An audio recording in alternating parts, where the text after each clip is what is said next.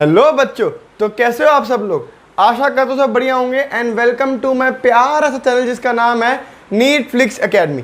तो चलो दोस्त, इस चैप्टर को आगे बढ़ाते हैं। ह्यूमन रिप्रोडक्शन हमारा चैप्टर है, लेक्चर नंबर 2। और इस लेक्चर में हम लोग बच्चों आज हम लोग कवर करेंगे मेल रिप्रोडक्टिव सिस्टम। वाह भाई वाह, male reproductive system. System system से एक बंदा याद आता है मेरे को।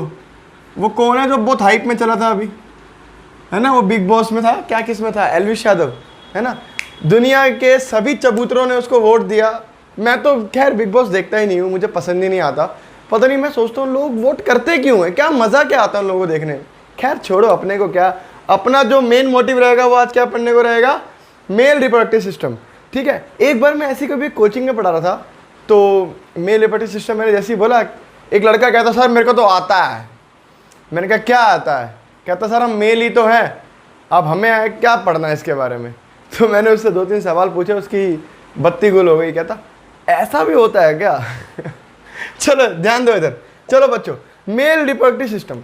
अगर मैं मेल की फिजिकल अपीयरेंस की बात करूं, मेल के फिजिकल अपीयरेंस की बात करूं, तो उसके रिप्रोडक्टिव सिस्टम में अगर मैं बाहरी स्ट्रक्चर से देख पाऊंगा, सिर्फ बाहर से देख पाऊंगा, तो मुझे क्या देखने को मिलेगा? इवन मुझे नहीं, इस दुनिया में कोई भी इंसान जिसकी आंखें ठीक हो, ठीक है, उसको क्या देखने को मिलेगा? एक उसको देखने को मिलेंगे टेस्टिस और एक देखने को मिलेगा पेनिस। इसके अलावा फिजिकली अपीयरेंस, मतलब अगर मैं ऐसे देखना चाहूं तो इसके अलावा कुछ भी देखने को नहीं मिलता।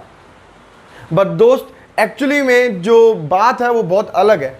टेस्टिस और पेनिस के अलावा भी बहुत सारी चीज़ें होती हैं जो होती है एक मेल रिप्रोडक्टिव सिस्टम के अंदर। ठीक है। तो अभी सबसे पहली बात बच्चों कि मेल रिप्रोडक्टिव सिस्टम जो होता है हमारा, वो किस रीजन में होता है? वो उस रीजन में होता है जिसे बोलते हैं पेल्विक रीजन। क्या बोलते हैं? Pelvic region. साहब ये कैसा रीजन है, ये कौन सा रीजन है सर? ये तो पहली बार सुना हम लोगों ने। देखो यार, 3 तरीके के रीजन होते हैं। ये होता है थोरेसिक रीजन, जहाँ पे हमारे लंग्स और हार्ट प्रेजेंट है। फिर आता है एब्डोमिनल रीजन, जहाँ पे हमारे स्टमक, लीवर, स्प्लीन, पैंक्रियास सब प्रेजेंट है। ठीक है। इसके जस्ट नीचे आता है बच्चों पेल्विक रीजन, जहाँ पे हमारे रिप्रोडक्टिव सिस्टम जो होते हैं वो प्रेजेंट होते हैं। ठीक है। तो मेल रिप्रोडक्टिव सिस्टम कहाँ प्रेजेंट होता है बच्चों? पेल्विक रीजन में। सर फीमेल रिप्रोडक्टिव सिस्टम कहाँ होगा? भाई वो भी कहाँ होगा? पेल्विक रीजन में ही प्रेजेंट होगा। इतनी सी बात है, रटने वाली बात नहीं है। चलो बहुत बढ़िया। अगर मैं बोलूं कि सर इसके अंदर हमें क्या क्या देखने को मिलता है, मेल रिप्रोडक्टिव सिस्टम के अंदर हमें क्या क्या देखने को मिलता है, अब यहाँ पे चैप्टर हो रहा है बच्चों शुरू, यहाँ पे टॉपिक हो रहा है शुरू। ध्यान देना, बहुत अच्छे तरीके से कराऊंगा साहब। जो मेल रिप्रोडक्टिव सिस्टम है उसके अंदर होते हैं क्या? टेस्टिस। टेस्टिस कितने होते हैं sir? 1 pair of testis present होते हैं, या मैं बोलूं 2 टेस्टिस। अब बोल सकते हो ना, एक पेयर टेस्टिस बोलो, पेयर मतलब 2, है ना? सिंपल सी बात है। तो टेस्टिस प्रेजेंट होते हैं। टेस्टिस के अलावा बच्चों कुछ एसेसरी डक्ट्स प्रेजेंट होती हैं। कुछ एसेसरी डक्ट्स प्रेजेंट होती हैं, जिसे डक्ट्स का क्या काम होता है? उनको जो भी स्पर्म्स हमारे उनको लेके जाना। ठीक है। इसके अलावा कुछ हमारे एसेसरी ग्लैंड्स भी होते हैं। एसेसरी ग्लैंड्स भी इसके अंदर प्रेजेंट होते हैं। ठीक है। और इसके अलावा जो लास्ट होता है बच्चों, वो होता है एक्सटर्नल जेनिटेलिया। एक्सटर्नल जेनिटेलिया, जिसे हम लोग क्या कहते हैं बच्चों? पेनिस। अरे नहीं आए मेरी बात समझ में? तो मेल रिप्रोडक्टिव सिस्टम में सिर्फ टेस्टिस और पेनिस या एक्सटर्नल जेनिटेलिया प्रेजेंट नहीं होता, इसके अलावा हमारे कुछ डक्ट्स, कुछ ग्लैंड्स भी प्रेजेंट होते हैं। कमाल की बात है, सुनना होता क्या है? मान लो ये एक टेस्टिस है, मान लो ये एक टेस्टिस है, ऐसे करके मैंने टेस्टिस बनाया। ठीक है। उससे अंदर से निकल रही होंगी एसेसरी डक्ट्स। उसके अंदर से क्या निकल रही हैं? ये एसेसरी कुछ डक्ट्स निकल रही हैं। इन डक्ट्स के अंदर भी कुछ हमारे जो ग्लैंड्स है वो उसके अंदर कुछ सिक्रीट करते हैं। ये मान लो कुछ ग्लैंड्स है हमारे, जिसे मैं बोल रहा हूँ एसेसरी ग्लैंड्स। ये एसेसरी ग्लैंड्स इन डक्ट के साथ मिलके कुछ इसके अंदर सिक्रीट करते हैं, जो स्पर्म के साथ सिक्रीट होके जो आता है, इजेकुलेट, सीमन जिसे कहते हैं एक्चुअली। ठीक है। तो देखिए ये क्या हुआ, ये हमारा टेस्टिस हुआ, इससे निकल रही कुछ एसेसरी डक्ट्स, इसको साथ जुड़ कौन रहा? हमारे कुछ एसेसरी ग्लैंड्स। और ये सब जो मिलके जो भी सिक्रीशन इसके अंदर करेंगे डक्ट्स के अंदर, ये निकल के ये बाहर आएगा थ्रू एक्सटर्नल जेनिटलिया से हम बोलते हैं बच्चों क्या, पेनिस। सिंपल सा कंसेप्ट। अरे बोलो यार, अरे बोलो, नहीं समझ में आई तो अरे बोलो। ठीक है, तो इतना सही था हमारा मेल रिप्रोडक्टिव सिस्टम के बारे में। अब इसको अच्छे तरीके से पढ़ने की कोशिश करते हैं और अच्छे लेवल पे जानने की कोशिश करते हैं। आपको बहुत मजा आएगा दोस्त, ये मेरी गारंटी है।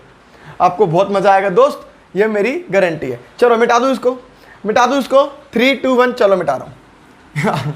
ये मास्क यूजुअली पहना जाता है जिससे मैं मिटा रहा हूँ। यार पता नहीं मेरे साथ क्या होता है, मैं जिस चीज़ से मिटाता हूँ, ठीक है, जैसे मान लो मुझे कुछ भी मिल जाता है घर का सामान छोड़ के, जैसे मुझे एक दिन अभी ख़राब सी जुराब मिली थी, मैं उससे मिटा, अब वो पता नहीं जुराब मैंने कहाँ फेंक दी यार, पता नहीं कहाँ फेंक, संभाल के नहीं रख पाता मैं चीज़ें थोड़ी सी।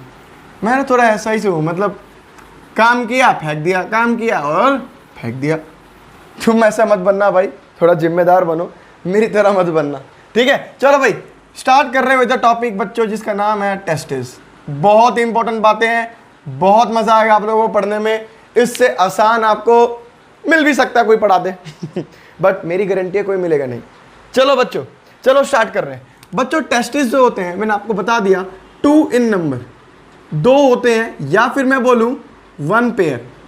ठीक है, 1 पेयर। कमाल की बात यह है बच्चों, जो टेस्टिस होते हैं जो टेस्टिस होते हैं वो एब्डोमेन के बाहर होते हैं। जैसे मान लो ये एब्डोमेन है, तो एब्डोमिनल टेस्टिस नहीं है, एब्डोमेन के बाहर प्रेजेंट होते हैं। ऐसे टेस्टिस को हम लोग क्या बोलते हैं बच्चों, extra abdominal testis, extra abdominal testis. ठीक है, कुछ लोगों के अंदर नहीं, एक्चुअली कुछ एनिमल्स के अंदर बच्चों इंट्रा एब्डोमिनल टेस्टिस होते हैं, मतलब एब्डोमेन के अंदर। एक्चुअली में जब हम एम्ब्रियो होते हैं, जब हम बन रहे होते हैं, माँ की पेट में होते हैं, तो 7 महीने तक, 7 मंथ्स तक जो हमारे जो मेल्स के जो टेस्टिस होते हैं बच्चों, वो पेट के अंदर होते हैं, इंट्रा एब्डोमिनल होते हैं। वो तो कुछ टाइम बाद जब कुछ हॉर्मोन्स जो सिक्रीट होते हैं 7th मंथ के बाद, जो हॉर्मोन सिक्रीट होते हैं, जैसे LH हो गया या एंड्रोजन हो गया, जो बॉडी के अंदर थोड़ा थोड़ा बनने लगता है, तब हमारे टेस्टिस जो होते हैं वो एब्डोमेन के बाहर आते हैं। अरे नहीं आई मेरी बात समझ में?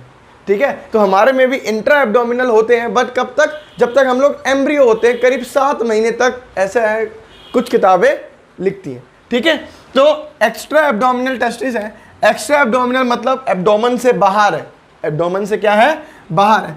और ये जो टेस्टिस है बच्चों, ये टेस्टिस एक पाउच में प्रेजेंट होता है, एक पाउच में प्रेजेंट होता है। उस पाउच को हम लोग बोलते हैं क्या, स्क्रोटम। उस पाउच को हम लोग क्या बोलते हैं, स्क्रोटम बोलते हैं। ठीक है, यहां पे किसको क्या बोलते हैं दोस्त, स्क्रोटम बोलते हैं। ऐसा क्यों है कि ये हमारे एब्डोमेन के अंदर नहीं, देखो सारी चीजें बॉडी ऑर्गन, हमारा जो भी बॉडी ऑर्गन है, इसको भी मैं ऑर्गन कह सकता हूं, testis is also an organ. ठीक है, तो मान लो सारे के सारे ऑर्गन मेरी बॉडी के अंदर है, सिर्फ टेस्टिस ही एक्स्ट्रा एब्डोमिनल क्यों है? इसका रीजन कुछ होगा, भगवान ने बड़ा सोच समझ के बनाया होगा दोस्त, है ना। तो सवाल ये आता है कि साहब सारे के सारे जो ऑर्गन्स है हमारे, वो सब के सब हमारी बॉडी के अंदर है, एक्सेप्ट एक टेस्टिस को छोड़ के, ये हमारी एब्डोमेन के बाहर है, सिर्फ एक पाउच में प्रेजेंट है। ऐसा क्यों? रीजन ये है बच्चों, क्योंकि ये जो टेस्टिस होते हैं, ये जो स्क्रोटम के अंदर, ये जो पाउच के अंदर जो टेस्टिस प्रेजेंट है, इन टेस्टिस का काम होता है बच्चों स्पर्म का बनाना, स्पर्म फॉर्मेशन। क्या बोलते हैं इसको, स्पर्म फॉर्मेशन। और स्पर्म फॉर्मेशन को आज के बाद हम लोग क्या कहेंगे, स्पर्मेटोजेनेसिस। स्पर्मेटोजेनेसिस, स्पर्मेटो का मतलब क्या होता है, यहाँ पे स्पर्म्स की बात हो रही है, यानी स्पर्मेटोजोआ की बात हो रही है ना। और जेनेसिस का मतलब क्या होता है, फॉर्मेशन होता है। तो स्पर्मेटोजेनेसिस का मतलब क्या होता है, स्पर्म फॉर्मेशन। देखो बच्चों, टेस्टिस का काम होता है स्पर्म का फॉर्मेशन करना, लेकिन एक जरूरत, एक इन्वायरमेंटल फैक्टर होता है कि हमारे जो टेस्टिस होते हैं बच्चों, जो मेल के अंदर टेस्टिस होते हैं, उनका एक रूल है कि वो स्पर्म तभी बनाएंगे जब उनका टेम्परेचर हमारी बॉडी के टेम्परेचर से 2.25 डिग्री सेल्सियस कम होगा। 2 to 2.5 डिग्री सेल्सियस कम होगा, तभी स्पर्म फॉर्मेशन होगी, वरना स्पर्म फॉर्मेशन नहीं होगी। मान लो हमारी बॉडी का टेम्परेचर अगर 37 डिग्री सेल्सियस है बच्चों, 37 डिग्री सेल्सियस है, तो जो टेस्टिस का जो इन्वायरमेंट जो होना चाहिए, टेम्परेचर होना चाहिए, वो कितना होना चाहिए, इससे 2 या 2.5 डिग्री सेल्सियस कम होना चाहिए, तभी स्पर्म फॉर्मेशन होगी, वरना स्पर्म फॉर्मेशन नहीं होगी। अब खुद सोचो, अगर टेस्टिस एब्डोमेन के अंदर होते या हमारे शरीर के अंदर होते तो उनका जो टेम्परेचर होता है वो वही होता जो हमारी बॉडी का टेम्परेचर है ना। लेकिन एक्चुअली में स्पर्म फॉर्मेशन के लिए जो टेम्परेचर चाहिए वो 2 या 2.5 डिग्री कम चाहिए हमारी बॉडी टेम्परेचर के हिसाब से। इसलिए भगवान ने इसको बॉडी के अंदर ना रख के इसको बाहर रख दिया गया एक पाउच के अंदर, जिसे हम बोलते हैं बच्चों क्या, स्क्रोटम।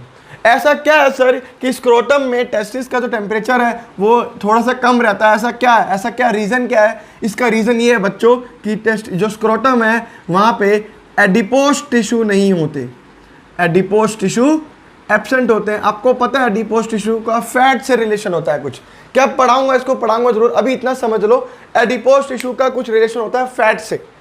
फैट जो होता है बच्चों वो जनरेट करता है हीट, ठीक है। अब फैट जब है ही नहीं तो हीट कैसे आएगी, हीट बन ही नहीं सकती। इसलिए यहाँ पे जो टेम्परेचर होता है थोड़ा 2-2.5 डिग्री सेल्सियस बच्चों थोड़ा सा कम रहता है। अरे नहीं आई मेरी बात समझ में तो बताओ, अरे नहीं आई मेरी बात समझ में तो बताओ अरे बोल दो ना जरा, अरे बोलो, बहुत बढ़िया, चलो यार बहुत अच्छी बात है। चलो इसके अलावा खुद सोचिए, ये जो टेस्टिस होते हैं, टेस्टिस जो होते हैं बच्चों वो अटैच होते हैं हमारे किससे, स्क्रोटम से अटैच होते हैं, स्क्रोटम से अटैच होते हैं। किसी ना किसी वजह से तो अटैच होंगे, किसी ना किसी चीज़ से तो अटैच होंगे। जिस चीज़ से वो अटैच होते हैं उसे हम लोग बोलते हैं क्या बच्चों, जिबर्निकुलम।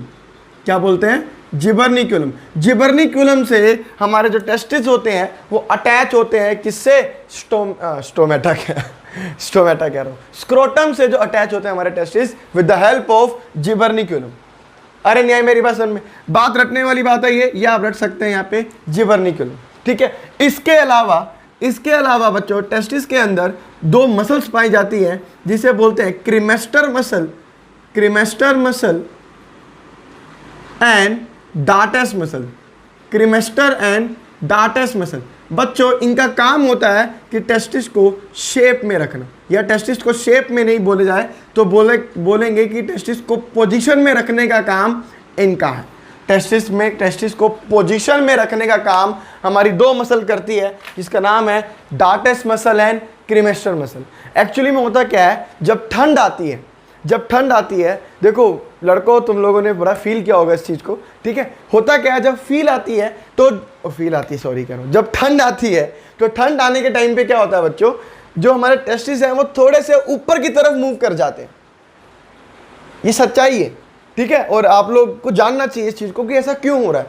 ठंड के टाइम पे जो हमारे टेस्टिस हैं वो थोड़े ऊपर की तरफ शिफ्ट हो जाते हैं। रीज़न क्या है, रीज़न यही है बच्चों की जो डार्टस मसल और क्रीमेस्टर मसल है ये क्या करती है, ये कॉन्ट्रैक्ट कर जाती है। अगर ये कॉन्ट्रैक्ट कर जाएंगी, और सोचो टेस्टिस जो है वो पोजीशन में कैसे प्रेजेंट है, वो पोजीशन में due to cremaster muscle and dartos muscle की वजह से एक पोजीशन में। अब जैसे ये मसल कॉन्ट्रैक्ट करेंगी तो ये टेस्टिस अपवर्ड मूव करेंगे। अरे अपवर्ड का मतलब ये नहीं एब्डोमेन में आ जाएंगे, एब्डोमेन में नहीं आएंगे, अपवर्ड मतलब अपनी पोजीशन से थोड़ा सा ऊपर आ जाएंगे। तो ठंड में जो टेस्टिस का अपवर्ड मूवमेंट है वो किस वजह से होता है, ये मैंने आपको बहुत अच्छे तरीके से बता दिया। गर्मियों में ये मसल्स रिलैक्स रहती हैं जिसकी वजह से हमारे पोजीशन जो टेस्टिस होते हैं वो बिल्कुल पोजीशंस में रहते हैं। अरे क्या मेरी बात समझ में आई, अरे बोलो भाई अरे बोल दो। चलिए अब मैं बताऊं बच्चों टेस्टिस के साइज के बारे में। साइज ऑफ टेस्टिस अगर मैं इसकी बात करूं तो बच्चों इसकी लेंथ कुछ 4 से 5 सेंटीमीटर की होती है। इसकी लेंथ कितनी होती है, 4 से 5 सेंटीमीटर की इसकी कुछ लेंथ होती है, और विड्थ आप मान लीजिए लगभग 2 से 3 सेंटीमीटर की इसकी एक विड्थ होती है। आपको ये बात भी जरूर याद रखनी है, एक बार सवाल यहाँ से भी आ चुका है। अरे बोलो मेरी बात समझ में आ रही है तो, अरे ठीक है, अरे बहुत बढ़िया। मैं बता रहा हूँ लिटरली, मैं आपको इतना इजी करके पढ़ा रहा हूँ, इतना इजी करके, इतना एक्सप्लेन करके कोई नहीं पढ़ाएगा आपको, ये मेरी गारंटी है दोस्त। तो थोड़ा ध्यान दो मेरे लेक्चर पे, मैं बता रहा हूँ आपको मज़ा आएगा पढ़ने में। चलो बच्चों आगे बढ़ते हैं, आगे बढ़े क्या, चलो अब देखो बच्चों ये जो टेस्टिस होते हैं, ये टेस्टिस के ऊपर क्या होती है बच्चों, कवरिंग्स होती हैं। क्या होती है, कवरिंग्स होती है। एनसीईआरटी बोलती है कि डेंस कवरिंग्स होती है, उन कवरिंग्स के नाम नहीं बताती। हालांकि नाम बताने का तो एग्जाम में आना भी नहीं है वो नाम, क्योंकि एनसीईआरटी ने सिर्फ बोला है कि डेंस कवरिंग से टेस्टिस जो होते हैं हमारे वो ढके से होते हैं, या फिर ऐसे करके समझ लो यार, मेरे को वो वर्ड याद नहीं आ रहा अभी, कवर होते हैं हमारे टेस्टिस विद दी 3 कवरिंग्स, है ना। वो 3 कवरिंग्स का जो नाम होता है बच्चों, आपको बिल्कुल भी याद करने की जरूरत नहीं है। होता क्या है, tunica albuginea, tunica nervosa, tunica vasculosa, ये 3 लेयर होती है, बट आपको जानने की बिल्कुल भी जरूरत नहीं है बच्चों, ठीक है। चलो बहुत बढ़िया यार, बहुत बढ़िया, आपको सब समझ में आ रहा है। कवरिंग्स के बारे में आपको जानने की बिल्कुल भी जरूरत नहीं है, ठीक है। कहीं तुम लोग सोचो मैं आपको बता नहीं रहा, बट आपको जानने के लिए ये बिल्कुल भी जरूरी नहीं है। चलो बच्चों आगे सुनते हैं। अब क्या हुआ बच्चों, ये देखो, अभी मैं आपको सब पढ़ाऊंगा, एक्सेसरी ग्लैंड्स वगैरह सब पढ़ाऊंगा, बस थोड़ा वेट करो। इधर देखो, अभी मान लो ये हमारा एक पाउच है, और इस पाउच में हमारे ये टेस्टिस होते हैं जो ऐसे करके प्रेजेंट है। अगर मैं एक टेस्टिस दिखाऊं तो बच्चों ये रहा एक टेस्टिस, ये रहा एक टेस्टिस ऐसे करके, ठीक है। अब इस टेस्टिस का अगर मैं माइक्रोस्कोप में स्टडी करूं, ऐसे काट दूं, हाय सर ऐसा जुलूम मत करो, अरे ऐसा जुलूम इसलिए करो ताकि तुम पढ़ सको। अगर मैं टेस्टिस की कट सेक्शन ले लूं, ऐसे काट दूं घचाक फटाक करके, अगर इसको मैं काट दूं तो मुझे क्या देखने को मिलता है, वही मैं आपको समझाने जा रहा हूं। अब आएंगी बच्चों जो डक्ट्स के बारे में मैं आपको बता रहा था, अब आपको वो डक्ट्स के बारे में आपको पता लगेगा। चलो बच्चों मिटा दूं। अब ये टेस्टिस था, इस टेस्टिस को मैंने एक ऐसे करके कट सेक्शन ले लिया, एक ऐसे करके कट सेक्शन ले लिया। तो अब मैं दिखा रहा हूं एक टेस्टिस आपको, जब मैंने इसको कट किया तो वो आपको कुछ ऐसा दिख रहा है। क्या दिख रहा है बच्चों, कुछ ऐसा आपको वो एक टेस्टिस दिख रहा है। बच्चों ये किडनी नहीं है, बिल्कुल भी इसको किडनी मत समझना, ठीक है। ये टेस्टिस है और इसको मैंने ऐसे काटा खचाक करके, तो ये मुझे इसका ये हिस्सा आपको मुझे ऐसे दिखाना पड़ रहा है। अरे नहीं आई मेरी बात समझ में। चलो बहुत बढ़िया। जब मैंने टेस्टिस को ऐसे काटा, मैंने देखा, मैं हैरान हो गया, अचंभित हो गया देख के कि इसके अंदर मुझे क्या देखने को मिला। इसके अंदर मेरे को बहुत सारे बच्चों कंपार्टमेंट्स देखने को मिले। इसके अंदर मुझे बहुत सारे बच्चों कंपार्टमेंट्स देखने को मिले। और कितने कंपार्टमेंट्स, कम से कम 250 कंपार्टमेंट। ओ भाई साहब, कम से कम मुझे इसके अंदर 250 कंपार्टमेंट्स देखने को मिले। 250 कंपार्टमेंट्स, 250 कंपार्टमेंट्स बच्चों। इसके अंदर मेरे को 251 टेस्टिस के अंदर मुझे, जब मैंने इसको काटा खचाक करके, जब काट दिया, जब मैं जालिम बन के मैंने एक टेस्टिस को कट सेक्शन किया, तो मुझे उसके अंदर बच्चों 250 कंपार्टमेंट्स मिले। और हर एक कंपार्टमेंट को बच्चों आज के बाद हम क्या कहेंगे, हम कहेंगे हर एक कंपार्टमेंट क्या है, टेस्टिकुलर लोब्यूल है। क्या है बच्चों, टेस्टिकुलर लोब्यूल है। तो मैं बोलूं चाहे 250 कंपार्टमेंट्स हैं, चाहे मैं बोलूं 250 टेस्टिकुलर लोब्यूल्स हैं, बात बराबर है, बात गलत नहीं है। अरे नहीं आई मेरी बात समझ में तो बताओ, अरे नहीं आई मेरी बात समझ में तो बताओ, अरे बताओ भाई, ठीक है। तो जब मैंने देखा टेस्टिस को कट सेक्शन करके, तो मुझे 250 कंपार्टमेंट्स मिल गए, 250 कंपार्टमेंट्स मिल गए। और हर एक कंपार्टमेंट को मैं बोलता हूं बच्चों क्या, कि ये एक टेस्टिकुलर लोब्यूल है। क्या है, टेस्टिकुलर लोब्यूल है। हर एक टेस्टिकुलर लोब्यूल में मेरे को बच्चों 2 से 3 एक ट्यूब मिली। उस ट्यूब को मैं बोलता हूं बच्चों सेमिनिफेरस ट्यूब्यूल। क्या बोलता हूं भाई, सेमिनिफेरस ट्यूब्यूल। अभी बना के दिखाता हूं, ये देखो, ये कंपार्टमेंट्स है, 250 कंपार्टमेंट्स है ना। 250 तो है नहीं सर, 2.5 भी नहीं कुल मिला के, तो इतने तो मैं कंपार्टमेंट बना नहीं सकता, तो बहुत कम बना के दिखा रहा हूँ।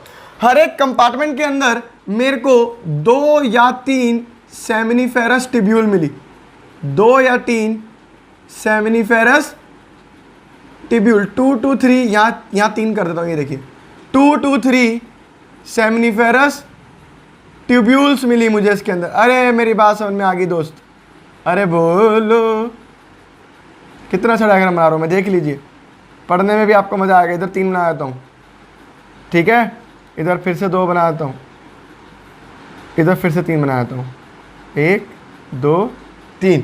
अरे सुनो बच्चों, 2 से 3 मुझे इसके अंदर सेमिनिफेरस ट्यूब्यूल देखने को मिलती है। सेमिनिफेरस ट्यूब्यूल, यही तो पढ़ना जरूरी है बच्चों। इनको हम क्या बोलते हैं, ये हमारा क्या है, यहाँ आपको दिख रहा है लिखा हुआ, चलो बहुत सही दिख रहा है, इसे हम लोग बोलते हैं बच्चों सेमिनिफेरस ट्यूब्यूल।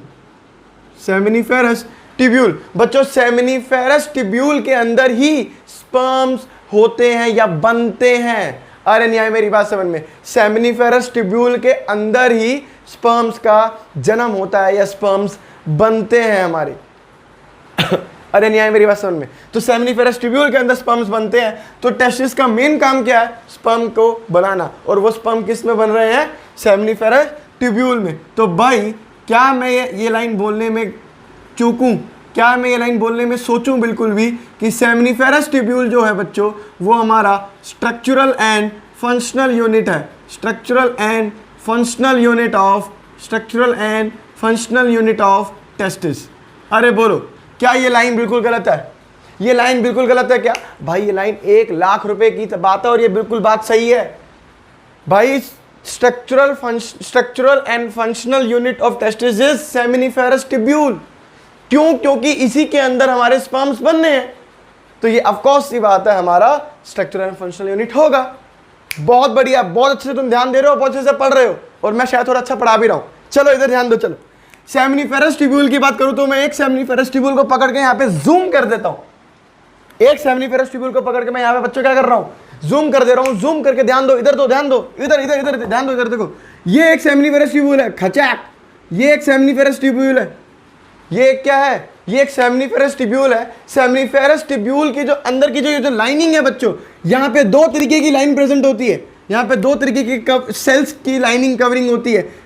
जो पहली ये जो सेल की कवरिंग है, ये वाली, ये जो सेल की कवरिंग है, ये कवरिंग बच्चों ये पूरी ऐसे होती है ना? इसे हम क्या बोलते हैं बच्चों? इस कवरिंग को बोलते हैं, ये जो सेल्स होंगे यहाँ पे इन्हें बोलते हैं male germ cells.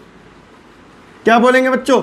Mail germ cell. Seminiferous tubule जो है वो अंदर से दो कवरिंग होती है, उसकी अंदर से दो सेल की कवरिंग होती है, वही पढ़ा रहा हूं, ठीक है? तो सेमिनिफेरस ट्यूब्यूल पे जो पहली जो कवरिंग होती है उसे हम क्या बोलते हैं? Male germ cells.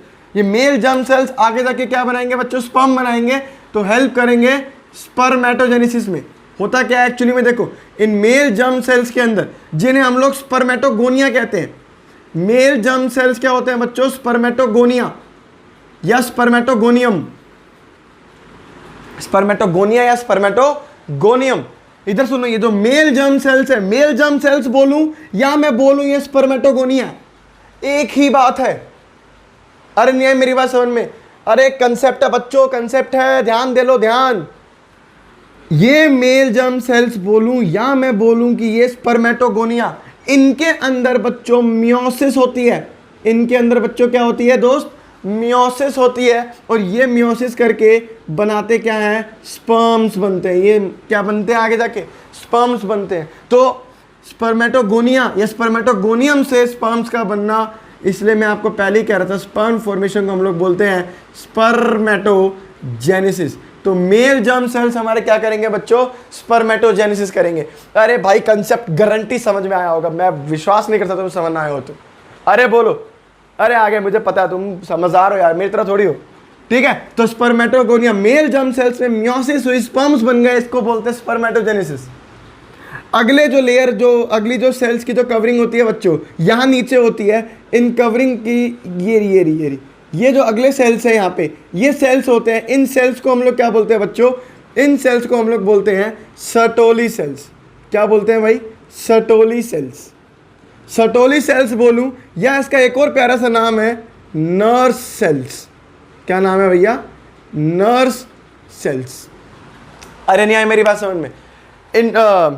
इसके अंदर एक और कवरिंग होती है, इसके अंदर एक और होती है बच्चों, क्या बोलते हैं? सर्टोली सेल्स, या मैं इसको बोलूं नर्स सेल्स। इनका काम क्या है बच्चों? इनका काम है प्रोवाइड नरिशमेंट। अरे स्पर्म को नरिशमेंट नहीं दोगे तो मुरझा जाएगा, मर जाएगा। अरे बापू कैसे बनोगे रे तुम? बाप बनने के लिए तुम्हें न्यूट्रिशन चाहिए तुम्हारे स्पर्म्स को। वो न्यूट्रिशन कौन प्रोवाइड करेगा? हमारी ये नर्स या Sertoli cells. Provide nourishment to the sperms. Sperms को नरिशमेंट प्रोवाइड करने वाले कौन? Sertoli cells. सर्टोली सेल्स, अरे पीछे पीछे बोल दो मेरे बच्चों, सर्टोली सेल्स। सर्टोली सेल्स, ठीक है? सर्टोली सेल्स या नर्स सेल्स, इनका काम क्या है बच्चों?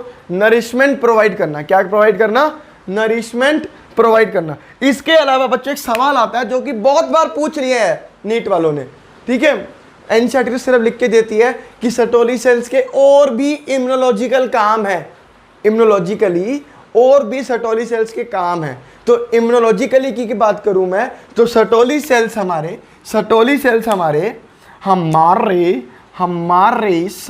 सेल्स जो होते हैं बच्चों, वो 3 तरीके के हार्मोन सिक्रीट करते हैं, 3 हार्मोन सिक्रीट करते हैं। पहला जो हार्मोन है बच्चों वो है एबीपी। एबीपी की फुल फॉर्म है बच्चों एंड्रोजन बाइंडिंग प्रोटीन। अरे छाप लो बच्चों, 1 लाख रुपए की बात है। एंड्रोजन दिख जाएगा आप लोगों को सवाल, फिर तुम लिखोगे नहीं, तुम बोलोगे पढ़ाया नहीं था। इस बोर्ड पे जो लिखा है तुम्हारे नीट के एग्जाम के पेपर में वो लिखा आएगा, ये मेरी गारंटी है, ठीक है। एंड्रोजन बाइंडिंग प्रोटीन कौन सिक्रीट करता है? सर्टोली सेल सिक्रीट करते हैं। इसका काम क्या है बच्चों? नाम से लग रहा है एंड्रोजन बाइंडिंग प्रोटीन, और ये एंड्रोजन हमारा एक सेक्स हार्मोन है। मेल के अंदर सेक्स हार्मोन कौन होता है? टेस्टोस्टेरोन। तो ये ट्रांसपोर्ट कराने में हेल्प करता है टेस्टोस्टेरोन की, ट्रांसपोर्टेशन ऑफ टेस्टोस्टेरोन। लिखने की जगह नहीं है बच्चों, तुम लिखो ऐसे ब्रैकेट में करके लिखो, helps in transportation of testosterone, helps in transportation of testosterone. Next जो हार्मोन है बच्चों वो है एएमएच। ओ भाई साहब, ये कौन सा हार्मोन है भाई? ये हार्मोन है एंटी पुलिस बुला लेगी, एंटी मुलेशियन हार्मोन, एंटी मुलेशियन या मुलेशियन हार्मोन। साहब इनका काम क्या है? इसका काम यह है बच्चों कि मेल के अंदर फीमेल कैरेक्टर ना आ जाए, मेल के अंदर फीमेल्स के कैरेक्टर ना आ जाए, वो बचाती कौन है? Anti Mullerian hormone. अरे मेरी बात समझ में नहीं आई कि नहीं आई? तो मैं लिख सकता हूं कि ये सप्रेस करता है फीमेल के कैरेक्टर को in male embryo, suppress the female character in male embryo. Answer is anti Mullerian hormone secreted by Sertoli cells. खत्म, अरे खत्म भैया। अरे नहीं आई मेरी बात समझ में? बहुत बढ़िया। लास्ट जो एक और हार्मोन होता है बच्चों, लास्ट जो एक और हार्मोन होता है इनहिबिन। नाम से लग रहा है बच्चों कि ये इनहिबिन का मतलब क्या है? इनहिबिट करेगा। किसको इनहिबिट करता है? ये इनहिबिट करता है बच्चों एफएसएच को, फॉलिकुलर स्टिमुलेटिंग हार्मोन। ये नाम तो सुना ही होगा 12वीं क्लास में तुम लोग अभी, है ना? तो 11वीं क्लास में एंडोक्राइन सिस्टम में जब ये टॉपिक पढ़ा होगा।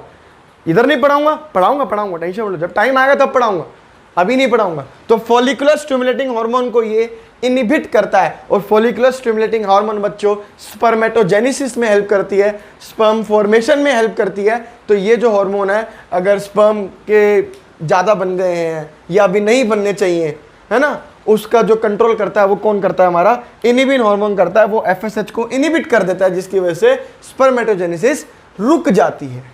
अरे न्याय मेरी बात समझ में आ गई? बहुत बढ़िया यार, चलो छाप लो। This is all about seminiferous tubule बच्चों, this is all about seminiferous tubule. अरे मजा आ गया पढ़ के? हैं? मजा आ गया सब पढ़ के? ठीक है। एक सवाल और आता है कभी कभार, एक सवाल ये लोग पूछ लेते हैं कि भाई ये जो हमारी सेमिनिफेरस ट्यूब्यूल है ये किस से लाइंड है, मतलब किस टाइप के सेल्स हैं इसके अंदर?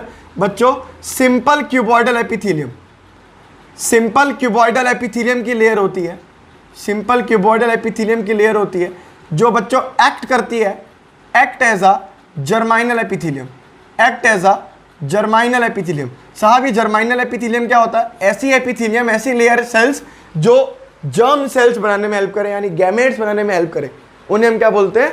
जर्माइनल एपिथेलियम। तो हमारी सेमिनिफेरस ट्यूब्यूल जो है वो किस लेयर की बनी हुई है, किस टाइप के सेल्स की बनी हुई है? वो सेल्स के टाइप है simple cuboidal epithelium, simple cuboidal epithelium, ठीक है, और जो कि एक्ट करती है एज अ जर्माइनल एपिथेलियम। छाप दो बच्चों, छाप दो, खत्म बच्चों, खत्म। ठीक है, तो सेमिनिफेरस ट्यूब्यूल हो गए यहाँ पे खत्म। आपको पता लग गया कि 250 कंपार्टमेंट में जो दो तीन हर कंपार्टमेंट में सेमिनिफेरस ट्यूब्यूल है, उसके बारे में मैंने आपको सारा यहाँ समझा दिया, और बहुत ही हाई लेवल पे समझाया मैंने। आप लोगों के क्वेश्चन गलत नहीं होंगे, मेरी गारंटी है। ठीक है, इसके अलावा अभी और चीज समझाऊंगा, अभी इसको छापो। छाप दिया? अरे छापो भाई, मैं मिटा रहा हूं आगे। 3, 2, 1 खत्म। चलो भाई, सेमिनिफेरस ट्यूब्यूल के जो बाकी जो सराउंडिंग एरिया है, जो सराउंडिंग एरिया है बच्चों, उधर जो प्रेजेंट है जो सराउंडिंग एरिया, जैसे ये मान लो ये सेमनीफेरस ट्यूब्यूल है, ये एक सेमनीफेरस ट्यूब्यूल है, तो इसके जो आसपास का जो सराउंडिंग एरिया है, यहाँ पे ये स्पेस दिख रहा है आपको, ये स्पेस, इस स्पेस को हम लोग बोलते हैं बच्चों इंटरस्टिशियल स्पेस। क्या बोलते हैं? इंटरस्टिशियल स्पेस, इंटरस्टिशियल स्पेस कहा जाता है। ये जो स्पेस आपको दिख रहा है, ये दो सेमनीफेरस ट्यूब्यूल है, इनके बीच में ये जो आपको दिख रहा है गैप है ना, ये जो गैप दिख रहा है आप लोगों को, इस गैप को बोलते हैं बच्चों इंटरस्टिशियल स्पेस। इस इंटरस्टिशियल स्पेस के अंदर कुछ बच्चों सेल्स प्रेजेंट होते हैं, उन सेल्स को हम लोग क्या बोलते हैं? इंटरस्टिशियल सेल्स, या मैं बोलूं इसको प्यार से लेडिग सेल्स। अरे मेरी बात समझ में आई क्या? इंटरस्टिशियल स्पेस के अंदर जो सेल्स प्रेजेंट होते हैं, उन सेल्स को हम लोग बोलते हैं इंटरस्टिशियल सेल्स या लेडिग सेल्स। ठीक है, तो इन लेडिग सेल्स या इंटरस्टिशियल सेल्स का बच्चों काम होता है कि ये हमारे हार्मोन सिक्रीट करते हैं, टेस्टिकुलर हार्मोन सिक्रीट करते हैं, जिसका नाम है बच्चों एंड्रोजन। क्या नाम है बच्चों? एंड्रोजन। एंड्रोजन जो है वो सिक्रीट होता है इंटरस्टिशियल सेल्स या लेडिग सेल्स से। छाप दो इसको, छाप दो। अरे बच्चों छाप दो, छापो, मैं मिटा रहा हूं उसको। 3, 2, 1, चलो बच्चों मिटा रहे हैं इसको, मिटा रहे हैं। 3, 2 में मिटा दिया।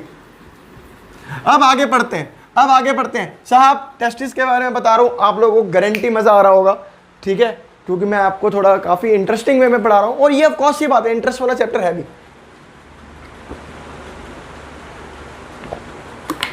आगे बढ़ाऊं, आगे बढ़ाऊं बच्चों, इधर देखो। सेमनीफेरस ट्यूब्यूल से कुछ बच्चों डक्ट्स निकलती हैं, कुछ डक्ट्स निकलती। आ गया मैं डक्टों पे। अरे भैया ठीक है ना, मैंने कहा था। ये देखो, ये जो कुछ गुच्छा सा निकल रहा है, ये गुच्छे आपको दिख रहे हैं, ये जो गुच्छा बच्चों यहाँ बनता है, इन गुच्छों को हम लोग बोलते क्या है? रेटी टेस्टिस। क्या बोलते हैं बच्चों? रेटी टेस्टिस। ये जो नेटवर्क, जो सेमनीफेरस ट्यूब्यूल के जो डक्ट्स का जो नेटवर्क है, उन नेटवर्क को हम लोग क्या बोलते हैं बच्चों? रेटी टेस्टिस। हर जगह से आ रहा है, हर जगह से आ रहा है, यहाँ से भी आ रहा है, ये रहा यहाँ से भी आ रहा है, ये रहा यहाँ से भी आ रहा है। अच्छा बच्चों ये देखो, टेस्टिस ऐसे, ये रहा टेस्टिस, ये टेस्टिस है। अभी तक ये रेटे टेस्टिस ये जो गुच्छा है, ये भी टेस्टिस के अंदर ही बना पड़ा है, ये भी टेस्टिस के अंदर ही बना पड़ा है। इसलिए अभी तक रेटे टेस्टिस और सेमनीफेरस ट्यूब्यूल दोनों के दोनों इंट्रा टेस्टिकुलर है। इंट्रा मतलब टेस्टिस के अभी अंदर है, अभी तक कोई भी डक्ट टेस्टिस के बाहर नहीं आई है। अरे आएगी मेरी बात समझ में? अभी तक कोई भी डक्ट टेस्टिस से बाहर नहीं आई है, इसलिए हम लोग इसको इंट्रा टेस्टिकुलर कह रहे हैं। क्या कह रहे दोस्त? इंट्रा टेस्टिकुलर कह रहे हैं। बहुत बढ़िया, चलो ध्यान दो यार, तुम लोग समझ रहे हो ना मेरी बात है, बहुत अच्छी बात है। इसे हम लोग क्या बोलते हैं? रेटे टेस्टिस। अब ये जो डक्ट जो मिलके जो डक्ट बन गई है, ये डक्ट अब टेस्टिस से बाहर जाना चाहती है, ये टेस्टिस से बाहर जाती है। उससे पहले ये सारी डक्ट मिलके, ये सारा का सारा नेटवर्क मिलके एक डक्ट में चेंज होती है। इस डक्ट को हम लोग बोलते हैं बच्चों क्या? वासा एफरेंस। क्या बोलते हैं बच्चों?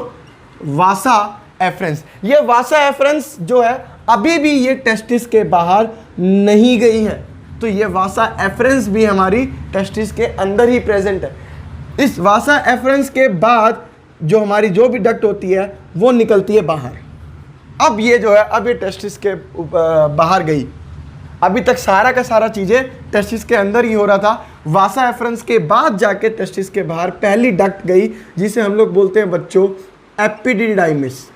एपिडिडाइमिस, ठीक है। ये एपिडिडाइमिस जो है बच्चों, ये करीब करीब 20 फीट की होती है। कितनी फीट की होती है? ओ भाई साहब, sir 20 feet, are you joking sir? क्या बात कर रहे हो आप? 20 फीट की, ये 20 फीट की होती है। मैं मान ही नहीं सकता सर ये 20 फीट की होती है। अगर ये 20 फीट की है तो इतने से हिस्से में कैसे अरेंज्ड है? बच्चों ये 20 फीट की जो होती है वो कॉइल्ड रहती है, इतनी हाईली कॉइल्ड होती है, क्योंकि सोचो 20 फीट, मैं 5, 7 या 5, 8 तो हूं मैं मेरे ख्याल से, 5, 8 का हूं, 5, 8 फीट। मैं 20 फीट की बात करो, जब मुझे लगता है मैं इतना लंबा हूं, तो 20 फीट की एक डक्ट कितनी लंबी होगी, और वो आपकी बॉडी में नहीं समा सकती। और बॉडी तो छोड़ो, वो तो बिल्कुल पेल्विक रीजन में प्रेजेंट है। तो ये कैसे प्रेजेंट होगी? बहुत ही हाईली कॉइल्ड करके ये प्रेजेंट होती है, बहुत ही हाईली कॉइल्ड करके, इसको कॉइल कर करके भगवान ने इसको ऐसे करके डाल दिया है। ठीक है बच्चों, ये अब जो ये बाहर आया है जिसे हम क्या बोलते हैं बच्चों? एपिडिडाइमिस बोलते हैं। क्या बोलते हैं? एपिडिडाइमिस बोलते हैं। ये एक्स्ट्रा टेस्टिकुलर है, ये टेस्टिस से अब बाहर आ चुका है। ठीक है, अगर मैं बोलूं बच्चों इंट्रा टेस्टिकुलर क्या क्या प्रेजेंट होता है, इंट्रा टेस्टिकुलर क्या क्या प्रेजेंट होता है, अरे तुम्हें सब समझ में आ रहा है, भूत बना दूंगा मार मार के नहीं समझ में आया तो। ठीक है, इंट्रा टेस्टिकुलर क्या क्या होते हैं सर? सर सेमिनिफेरस ट्यूब्यूल है क्या? बिल्कुल सही। सर रेटे टेस्टिस? हाँ जी। क्या वासा एफरेंस? हाँ जी। ये तीनों मिला के बच्चों इंट्रा टेस्टिकुलर सिस्टम है। ये तीनों मिला के क्या है? इंट्रा टेस्टिकुलर सिस्टम है। अरे बोलो भाई, अरे बोलो, नहीं समझ में आई तो अरे बोलो, आगे समझ में। चलो बहुत बढ़िया यार, इधर देखो, ये वासा एफरेंस के बाद जो है हमारी जो डक्ट है वो टेस्टिस को लीव करके जो बाहर आई, इसे हम लोग बोलते हैं एपिडिडाइमिस। एपिडिडाइमिस में बच्चों जो हमारे स्पर्म्स होते हैं वो मैच्योर एंड स्टोर करते हैं। मैच्योर एंड स्टोर, जो हमारे स्पर्म्स हैं, जो स्पर्मेटोगोनिया थे, उन्होंने मियोसिस करी और आके स्टोर हो गए किसके अंदर? एपिडिडाइमिस के अंदर स्टोर हो जाते हैं, और वहीं पे बच्चों ये मैच्योर भी करते हैं। तो आंसर कभी कभार सवाल पूछा जाता है बच्चों कि किस में स्पर्म्स हमारे मैच्योर या स्टोर करते हैं? एनसीईआरटी तो बोलती है कि डक्ट के अंदर, वो डक्ट का स्पेसिफिक नाम नहीं लेती है, स्पेसिफिक नाम डक्ट का नहीं लेगी एनसीईआरटी। एनसीईआरटी बोलती है कि डक्ट्स के अंदर ही बच्चों प्रोडक्शन एंड मैच्योरेशन, मतलब store and maturation of sperms होता है। बट एक्चुअली में कौन सी डक्ट में ये होता है? वो डक्ट का नाम है एपिडिडाइमिस, जो कि 20 फीट लंबी होती है। इसके अलावा बच्चों ये एपिडिडाइमिस के बाद जो अगली लेयर, अगली जो इसके बाद जो बन जाती है, उसे हम लोग बोलते हैं क्या? Vas deferens. वासा डेफरेंस। अरे नहीं आई मेरी बात समझ में? लास्ट जो होती है डक्ट, उसे क्या बोलते हैं? वासा डेफरेंस। ठीक है, तो ये कंफ्यूज होते हैं बच्चे वासा एफरेंस और वासा डेफरेंस में।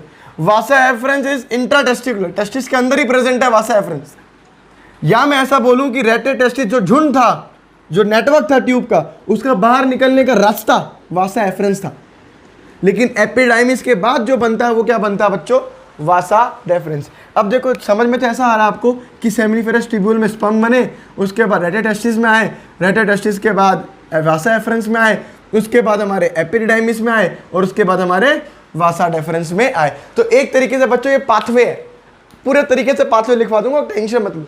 अभी इतना समझ लो कि पाथवे भी हो गया एक तरीके से आपका। ठीक है, अब ये वासा डेफरेंस के साथ क्या होता है बच्चों? ये वासा डेफरेंस चुपचाप अपनी आगे आगे जारी होती है, जारी होती है, जारी होती है, जारी होती है, ऐसे करके डै डै डै डै डै। और इसको बीच रास्ते में मिलता है कौन? बीच रास्ते में मिलता है इसको एक ग्लैंड। उस ग्लैंड का नाम क्या है बच्चों? Accessory gland.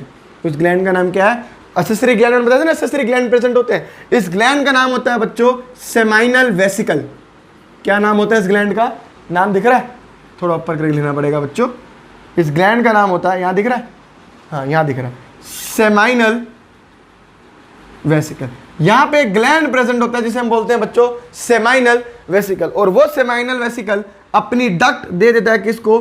वासा डेफरेंस। मतलब ऐसे देखो, ये वासा डेफरेंस आ रही है, day day day day day. यहाँ पे ग्लैंड प्रेजेंट है। इस ग्लैंड ने अपनी डक्ट को क्या बोला? जा इसके साथ जुड़ जा। ये इसके साथ जुड़ गई जाके। अब ये डक्ट वासा डेफरेंस की और ये डक्ट किसकी? सेमाइनल वेसिकल की मिल गई, और अब ये दोनों आगे ऐसे जा रही हैं, है ना? तो सेमाइनल वेसिकल, जब तक ये वासा डेफरेंस की डक्ट सेमाइनल ग्लैंड की, जो सेमाइनल वेसिकल जो ग्लैंड है, इसकी डक्ट से नहीं मिलती, तब तक तो हम इसको वासा डेफरेंस कहते हैं। क्या कहते हैं बच्चों? वासा डेफरेंस कहते हैं। जैसे ही वासा डेफरेंस की डक्ट, सुनना, जैसे ही वासा डेफरेंस की डक्ट सेमाइनल वेसिकल ग्लैंड के डक्ट से मिल जाती है, उसके बाद उसकी डक्ट को हम लोग बोलते हैं क्या? Ejaculatory duct. क्या बोलते हैं बच्चों? Ejaculatory duct. अरे नहीं है मेरी बात समझ में? इजैकुलेटरी डक्ट का मतलब नहीं समझते? इजैकुलेशन का मतलब सीमन या स्पर्म का बाहर आना। तो जो स्पर्म जो बाहर आएगा वो अब इसी डक्ट के थ्रू आएगा। ये इजैकुलेटरी डक्ट आगे जाके यूरिनरी ब्लैडर पे घूम घाम के, अच्छे तरीके से घूम घाम के, ये आपके थ्रू यूरेथ्रा के थ्रू इजैकुलेटरी डक्ट बाहर आ जाएगी। अरे नहीं समझे मेरी बात? अरे बोल दो, नहीं समझे? रिपीट कर रहा हूं, 2 मिनट की रिपीट की बात है, सुनना। ये वासा डेफरेंस चुपचाप से स्पर्म को लेके आ रही थी, स्पर्म को लेके आ रही थी, बीच में मिला इसको सेमिनल वेसिकल ग्लैंड, बीच में इसको मिला कौन, एक सेमिनल वेसिकल ग्लैंड। इसकी ग्लैंड ने अपनी डक्ट दे दी किसको, वासा डेफरेंस को। जैसी वासा डेफरेंस को इसकी डक्ट मिली, इस डक्ट का नाम वासा डेफरेंस से हटके क्या हो गया, अब इस डक्ट का नाम हो गया इजैकुलेटरी डक्ट। बच्चों इजैकुलेटरी या इजैकुलेशन का मतलब होता है स्पर्म का बाहर आना या स्पर्म होना उसके अंदर, ठीक है। तो ये डक्ट अब वो डक्ट है जो स्पर्म को बाहर लेके आएगी, इसलिए बोलते हैं इजैकुलेटरी, इजैकुलेट करना, बाहर निकालना।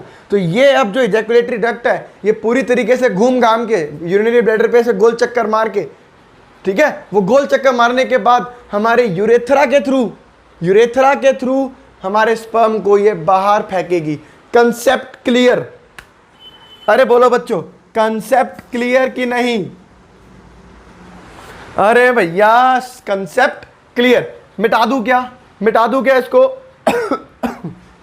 मिटा दूं क्या? चलिए बहुत बढ़िया। कुछ लोग इसको इजैकुलेटरी डक्ट की जगह स्पर्मेटिक डक्ट भी कहते हैं। क्या कहते हैं? Spermatic duct. क्यों बोलते हैं अब आप समझदार हो, क्योंकि इसके अंदर स्पर्म है, क्योंकि इसके अंदर क्या है बच्चों, स्पर्म। 3 2 1 मिटा रहा हूं, 3 2 1 मैं मिटा रहा हूं। मैं मिटा क्या रहा हूं, मैं यहां से मिटा रहा हूं क्योंकि मुझे आपको यहां पे एक चीज समझानी है। अब अगर मैं लिखूं बच्चों, अब अगर मैं आपसे पूछूं कि मुझे इजैकुलेशन का पाथवे बता दो, इजैकुलेशन का पाथवे बता दो कि किस पाथ पे हमारा स्पर्म बाहर आता है। Ejaculation pathway, ejaculation pathway. तो बच्चों इजैकुलेशन पाथवे क्या होने वाला है, अब तो मुझे बता दो चुपचाप से साहब। सेमनीफेरस ट्यूब्यूल, सेमनीफेरस ट्यूब्यूल के बाद बच्चों रेटे टेस्टिस, रेटे टेस्टिस के बाद वासा एफरेंस, वासा एफरेंस के बाद, अरे बोलो, वासा एफरेंस के बाद एपिडिडाइमिस, एपिडिडाइमिस के बाद, एपिडाइमिस के बाद वासा डेफरेंस, वासा डेफरेंस के बाद यहाँ पे कौन जुड़ेगा, सेमिनल वेसिकल की डक्ट मिल जाएगी इससे आके, ये सेमिनल वेसिकल लिखा है मैंने, इसकी डक्ट आके से जुड़ जाएगी और क्या बन जाएगा, इजैकुलेटरी ईडी लिख रहा हूँ।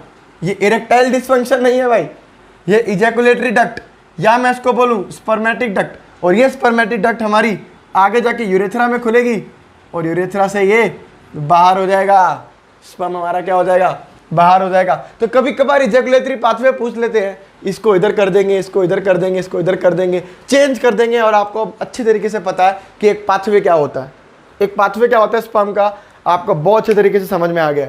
अरे बोलो, अरे बोलो, बहुत बढ़िया यार। मिटा दूं। तो हम लोगों ने टेस्टिस के बारे में जाना, एसेसरी डक्ट्स के बारे में जान लिया बच्चों। अब हम लोग थोड़ा सा आगे बढ़ते हैं, एसेसरी, देखो ज़्यादा नहीं बचा, अब बचा एसेसरी ग्लैंड्स के बारे में और एक्सटर्नल जेनिटिलिया के बारे में।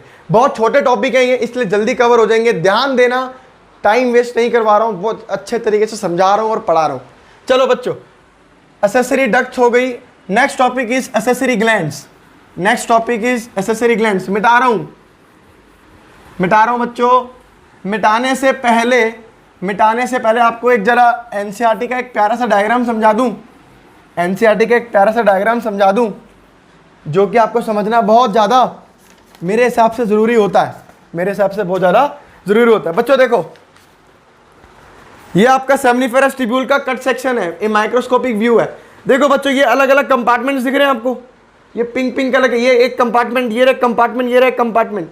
ऐसे कितने कंपार्टमेंट्स होते हैं बच्चों? 250 कंपार्टमेंट्स होते हैं, जिसे हम लोग क्या बोलते हैं, टेस्टिकुलर लोब्यूल बोलते हैं। टेस्टिकुलर लोब्यूल, ये जो कंपार्टमेंट है, देखो एक ये कंपार्टमेंट है सेमनीफेरस ट्यूब्यूल में, ठीक है। इधर देखो बच्चों, इसके अंदर जो कवरिंग होगी, दो तरीके के सेल्स की कवरिंग होगी, एक होगी मेल जर्म सेल्स की और एक होगी, अरे यार बोलो फटाफट से, एक होगी मेल जर्म सेल्स की और एक क्या होगी, सर्टोली सेल्स की। तो देखो ये रहा कंपार्टमेंट सेमनीफेरस ट्यूब्यूल, मतलब ये सेमनीफेरस ट्यूब्यूल में ये देखो, ये वाला जो इधर वाला, ये क्या है, ये क्या है, ये मेल जर्म सेल्स है, स्पर्मेटोगोनी है। इसके नीचे वाली लेयर जस्ट क्या होगी बच्चों, सर्टोली सेल्स की। अरे बोलो, ये वाला जो दिख रहे हैं, ये देखो एक कंपार्टमेंट, ये सेमनीफेरस ट्यूब्यूल, दूसरा सेमनीफेरस ट्यूब्यूल, इसके बीच में जो ये जो सेल्स हैं, इंटरस्टिशियल सेल्स हैं, ये क्या है, इंटरस्टिशियल सेल्स है। और सबसे अंदर बच्चों क्या है, देखो स्पर्मेटोजोआ। स्पर्मेटोजोआ क्या है बच्चों, स्पर्म है और कुछ नहीं। स्पर्मेटोजोआ क्या आगे जाके ये स्पर्म बनेगा। तो ये डायग्राम एग्जाम में बना आएगा और आपको ढूंढने के लिए बोलेगा कि बताओ क्या चीज़ क्या है, चीज़ें छुपा देगा तो आप बता सकते हैं। अब आप इसको बड़ी आसानी से बता सकते हैं बच्चों। ठीक है, अरे बोलो, आगे बढ़े, आगे बढ़े, चलो आगे बढ़ रहे हैं। अब हम पढ़ रहे हैं बच्चों असेसरी ग्लैंड। अब क्या पढ़ रहे हैं? Accessory gland. असेसरी ग्लैंड आपको जो याद रखना है, वो जो याद रखना है मैं आपको बता रहा हूं। असेसरी ग्लैंड बच्चों 3 ग्लैंड्स हैं हमारे पास, 3 ग्लैंड्स हैं। 3 ग्लैंड कौन कौन से हैं? पहला ग्लैंड है बच्चों seminal, seminal vesicle, seminal vesicle. दूसरा जो ग्लैंड है बच्चों वो है हमारा प्रोस्टेट ग्लैंड, प्रोस्टेट ग्लैंड। तीसरा जो ग्लैंड है बच्चों वो ग्लैंड है हमारा bulbo urethral gland, bulbo urethral gland, या इसका दूसरा नाम होता है बच्चों Cowper's gland. Oh my God, Cowper's gland. Bulbo urethral gland या इसका दूसरा नाम होता है बच्चों काउपर्स या कॉपर्स ग्लैंड। 3 ग्लैंड के नाम है बच्चों सेमाइनल वेसिकल, प्रोस्टेट ग्लैंड और बल्बो यूरेथ्रल ग्लैंड, या दूसरा नाम है इसका कॉपर्स ग्लैंड। ये तीनों ग्लैंड की डक्ट्स जो होती है ना, वो ये तीनों ग्लैंड्स का काम क्या होता है एक्चुअली में? देखो, सेमनीफेरस ट्यूब्यूल से जो सारा होता हुआ आ रहा होगा वो आता है एक्चुअली में स्पर्म आ रहे होते हैं। लेकिन सिर्फ स्पर्म आते हैं ऐसा नहीं, इसके साथ साथ कुछ अमाउंट ऑफ सिक्रीशन भी आती है। और वो जो सिक्रीशन करती है, वो सिक्रीशन हमारे 3 ग्लैंड्स करते हैं, सेमाइनल वेसिकल, प्रोस्टेट ग्लैंड और हमारा तीसरा जो है वो क्या है? Bulbo urethral gland. अरे नहीं आई मेरी बात समझ में? अरे बोलो, नहीं आई मेरी बात समझ में? तो सबसे ज्यादा जो सिक्रीशन प्रोवाइड करता है बच्चों वो कौन है? हमारा सेमाइनल वेसिकल। सेमाइनल वेसिकल करीब करीब 60% सिक्रीशन करता है। प्रोस्टेट ग्लैंड हमारा 30% सिक्रीशन करता है। इसके अलावा जो ये ग्लैंड है हमारा, ये मात्र 10% सिक्रीशन करता है। ये मात्र हमारा कितना सिक्रीशन करता है? 10%। ऊपर वाला 60 30 10, गिन लो कितना हो गया? 60 30 90 10 100। तो 100% सिक्रीशन मैंने आपको बता दी, ये ग्लैंड्स भी करते हैं। ये ग्लैंड्स को क्या क्या क्या हो गए बच्चों? सेमाइनल वेसिकल, प्रोस्टेट ग्लैंड और बल्बो यूरेथ्रल ग्लैंड। ठीक है, तो होता क्या है? स्पर्म प्लस इन ग्लैंड्स की जो सिक्रीशन होती है, इन ग्लैंड्स की जो सिक्रीशन होती है, इन ग्लैंड्स की सिक्रीशन स्पर्म को मिला के हम लोग इसको बच्चों बोलते हैं सीमन या सेमाइनल फ्लूइड। सीमन बोलते हैं या बोलते हैं बच्चों सेमाइनल फ्लूइड। अगर ये सिक्रीशन ना होती तो हम सीधा उसको स्पर्म बोल देते, बट एक्चुअली में जो बाहर आता है पेनिस के थ्रू जो बाहर आता है वो सिर्फ स्पर्म नहीं, उसको सीमन बोलना ज़्यादा अच्छा रहेगा या सेमाइनल फ्लूइड बोलना ज़्यादा अच्छा रहेगा। रीज़न अब आपको पता लग गया, क्योंकि सिर्फ स्पर्म नहीं, साथ साथ कुछ सिक्रीशन भी आ रही है, और वो सिक्रीशन बच्चों कौन कर रहा है? हमारा ये ग्लैंड्स कर रहे हैं। क्या कर रहे हैं बच्चों? ग्लैंड्स कर रहे हैं। आपको याद रखना है कौन से ग्लैंड क्या सिक्रीट करता है। सवाल आता है बच्चों फ्रुक्टोज। सेमाइनल वेसिकल हमारा जो सिक्रीशन करता है, उस सिक्रीशन के अंदर फ्रुक्टोज बहुत हाई अमाउंट में होता है। फ्रुक्टोज के अलावा एक क्लोटिंग एंजाइम होता है जिसे बोलते हैं फाइब्रिनोजन। फाइब्रोजन क्या बोलते हैं बच्चों? फाइब्रिनोजन, स्पेलिंग देख लेना यार, फाइब्रिनोजन। तो फ्रुक्टोज और हमारा फाइब्रिनोजन, इसके अलावा बच्चों prostaglandin, citric acid, prostaglandin, citric acid, ये सब कौन सिक्रीट करता है? ये सिक्रीट करता है हमारा सेमाइनल वेसिकल। बच्चों सवाल है इस पे, सवाल आते हैं इस पे। सवाल क्या आता है आपको पता है? कि which fructose secreted by seminal vesicle, clotting enzyme. ये फाइब्रिनोजन क्या होता है बच्चों? ये फाइब्रिनोजन होता है हमारा क्लोटिंग एंजाइम, ये क्लॉट करता है। सब क्लोटिंग क्यों करता है? ये क्लॉट करेगा तो सामान कैसे बाहर आएगा? इसका रीजन अभी बताऊंगा। ठीक है, प्रोस्टाग्लैंडिन और सिट्रिक एसिड ये सब सिक्रेट कौन करते हैं? हमारे सेमाइनल वेसिकल सिक्रेट करते हैं। इसके अलावा बच्चों प्रोस्टेट ग्लैंड का जो काम है वो सिक्रेट करता है हमारा calcium ion. Calcium ion secreted by prostate gland. इसके अलावा अच्छा सवाल कभी कभी पता क्या लगता है? प्रोस्टाग्लैंडिन और प्रोस्टाग्लैंडिन प्रोस्टेट ग्लैंड सिक्रेट करते हैं, ऐसा लगता है। लोग मैच करके आते, जब पढ़ते नहीं है तो तुक्का ऐसे लगता है, लेकिन वो तुक्का बेशर्मो बिल्कुल ही गलत होता है। ठीक है ना? तो कैल्शियम आयन कौन सिक्रेट करता है बच्चों? प्रोस्टेट ग्लैंड सिक्रेट करता है। इसके अलावा ये जो फाइब्रिनोजन, ये जो क्लोटिंग प्रेजेंट हुए हैं यहाँ पे, क्लोटिंग एंजाइम, इसको डी क्लोट करने के लिए यहाँ पे एग्जांपल प्रेजेंट होता है, एक एंजाइम प्रेजेंट होता है जिसे बोलते हैं फाइब्रिनोलाइसिन। फाइब्रिनोलाइसिन क्या है? एक डी क्लोटिंग एंजाइम है, D clotting enzyme. Oh my God बच्चों, फाइब्रिनोलाइसिन जो है यहाँ पे अगर वो क्लॉट करेगा सीमन को, या स्पर्म को क्लॉट करने की कोशिश करेगा तो प्रोस्टेट ग्लैंड का जो सिक्रीशन होगा वो डीक्लॉटिंग हो जाएगा और वो उसको डीक्लॉट कर देगा। सर फिर ये है क्यों, यहाँ पे फाइब्रिनोजन को डाला ही क्यों है? एक रीज़न है इसका डालने का, वो मैं आपको बाद में समझाऊंगा, लेकिन अभी आप ये समझो। अरे समझ में आ रही है मेरी बात? तय, बहुत बढ़िया। चलो लास्ट है बच्चों हमारा बल्बो यूरेथ्रल ग्लैंड। इसका काम क्या है ना बच्चों, ये सिक्रीट होता है बिफोर सिक्रीशन। ये क्या मतलब हुआ, सिक्रीट बिफोर सिक्रीशन?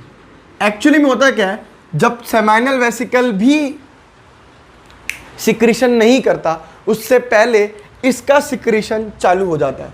ये इसका काम क्या होता है एक्चुअली में, इसका काम होता है बच्चों लुब्रिकेशन प्रोवाइड करना। Lubrication to penis. पेनिस को ये लुब्रिकेशन सब लुब्रिकेशन क्या होता है? लुब्रिकेशन आप एक तरीके से समझ लीजिए, आपने कभी लोहे का दरवाज़ा देखा है? लोहे का दरवाज़ा या कोई चीज़ ने जब अकड़ जाती है, जैसे मतलब अकड़ गया, वो खुल नहीं रहा है ढंग से, और खुल रहा है तो बड़े टाइट करके खुल रहा है, समझ रहे हो? तो उसमें हम क्या करते हैं, तेल डाल देते हैं। उस तेल को डालने के बाद वो यूं यूं करते, थोड़ी देर यूं करते, तो वो काफ़ी अच्छे से लुब्रिकेट हो जाता है, बड़ी आसानी से खुल रहा होता है। तो ड्यूरिंग इंटरकोर्स या जब दो पार्टनर्स आपस में मेट करते हैं तो पेनिस के अंदर लुब्रिकेशन होना बहुत जरूरी है। लुब्रिकेशन नहीं होगा तो डैमेज के चांसेस होते हैं। तो वो लुब्रिकेशन जो प्रोवाइड करवाता है बच्चों, वो लुब्रिकेशन प्रोवाइड कौन करवाता है? हमारा बल्बो यूरेथ्रल ग्लैंड। और वो बल्बो यूरेथ्रल ग्लैंड जो होगा, सोचो सेमाइनल फ्लूइड निकल गया, इजैकुलेट हो गया बॉडी से मेल, उसके बाद क्या इस लुब्रिकेशन का मतलब बनता है? या फिर जब दो पार्टनर मेटिंग करना शुरू करते हैं तब उस सिक्रीशन का मतलब महत्व है। तो किस टाइम पे महत्व है बच्चों? जब मेटिंग करना शुरू करता है एक इंसान, तब पेनिस का लुब्रिकेट करना बहुत ज़्यादा इंपॉर्टेंट हो जाता है। इसलिए ये secrete before secretion, before secretion किस लिए यूज़ किया गया? इनकी सिक्रीशन से पहले, इनके सिक्रीशन से पहले हमारा ये सिक्रीशन शुरू कर देता है। और आपको इसका रीज़न बहुत अच्छे से समझ में आ गया होगा बच्चों कि इसका पहले ही सिक्रीट करना क्यों इसका रीज़न है। इसका रीज़न यही है बच्चों कि पेनिस को लुब्रिकेशन मिल सके। पेनिस को क्या मिल सके? लुब्रिकेशन मिल सके। तो बच्चों हम लोगों का ये टॉपिक भी खत्म हो गया। खत्म कर रहा हूँ बच्चों, मेल रिप्रोडक्टिव सिस्टम 1 घंटे में खत्म होगा, वो होना ही था। तो हमने टेस्टिस पढ़ लिया, एसेसरी डक्ट्स पढ़ ली, एसेसरी ग्लैंड्स पढ़ लिए। Now the topic is external genitalia. Heading मारो एक्सटर्नल जेनिटेलिया। ये तो बहुत इजी टॉपिक है बच्चों, एक्सटर्नल जेनिटेलिया। एक्सटर्नल जेनिटेलिया मिटा दिया मैंने इसको। 3 2 1 ई स्टार्ट। एक्सटर्नल जेनिटेलिया बच्चों, मेल में जो एक्सटर्नल जेनिटेलिया है उसको हम लोग बोलते हैं बच्चों क्या? पेनिस। क्या बोलते हैं? पेनिस एक तरीके का मस्कुलर बॉडी पार्ट है या मस्कुलर बॉडी ऑर्गन है, ठीक है, जिसका काम क्या होता है? इन स्पर्म्स को आउट करना, यानी इजैकुलेट करवाना, ठीक है। और इसमें क्या होता है बच्चों, जब दो पार्टनर्स मेटिंग के लिए आते हैं, जब दो पार्टनर्स क्या करते हैं? मेटिंग के लिए आते हैं, जब उनको फीलिंग्स जागती हैं, है ना, तो फीलिंग्स के टाइम पे क्या होता है बच्चों? पेनिस में कुछ मसल्स होती हैं, वो मसल्स के अंदर क्या होता है बच्चों? ब्लड रश करता है। ब्लड रश करता है। जब भी ब्लड रश करेगा उन मसल्स के अंदर, वो मसल्स बच्चों कॉन्ट्रैक्ट होनी शुरू होंगी। क्या होनी शुरू होंगी? कॉन्ट्रैक्ट होनी शुरू होंगी, जिसकी वजह से result in erection of penis. Penis का इरेक्शन होना शुरू होगा।